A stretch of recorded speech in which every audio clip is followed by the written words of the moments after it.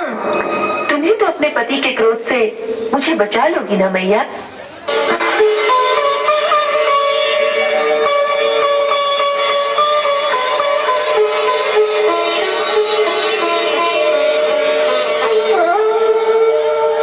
मुझे तो मैया कहता है पगले, तू कितना भोला है।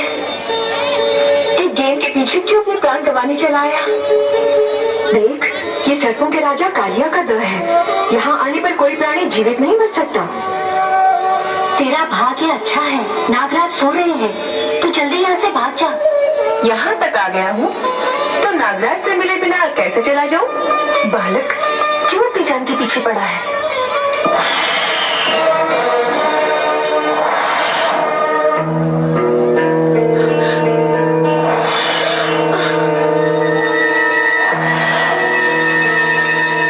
इतनी कोमल, इतनी सुंदर देह पल भर में भस्म हो जाएगी। अरे पगले, ये बाल हट करने का समय नहीं। चल, मैं तुझे बाहर छोड़कर आती हूँ। मुझ पर दया ना करो नागरानी, अपने पति पर दया करो। उसने हमारे वृंदावन को अपने विष से दूषित कर रखा है। उसने हमारी यमुना जी को विषैला कर दिया है। आज मैं उसे यहाँ से निकाल ले आया हूँ।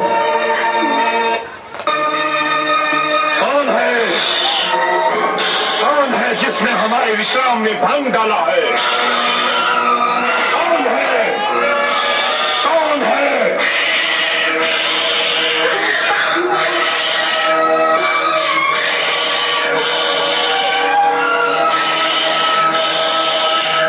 कौन है?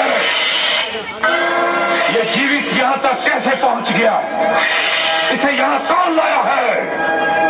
हम नहीं जानते स्वामी, ये स्वयं ही यहाँ तक आ गया है। कोई अनजान बालक है। इसकी भूल को क्षमा कर दीजिए। क्षमा करना हमारे स्वभाव के विरुद्ध है और ये तो स्वयं ही काल का ग्रास बनने आ गया है। कौन हो तुम? कृष्ण। कृष्ण? कौन कृष्ण? वह कृष्ण जो काल का भी काल है। वह कृष्ण जो तुम जैसे दुष्टों का विनाश करने के लिए धरती पर अवतीर्ण हुआ है।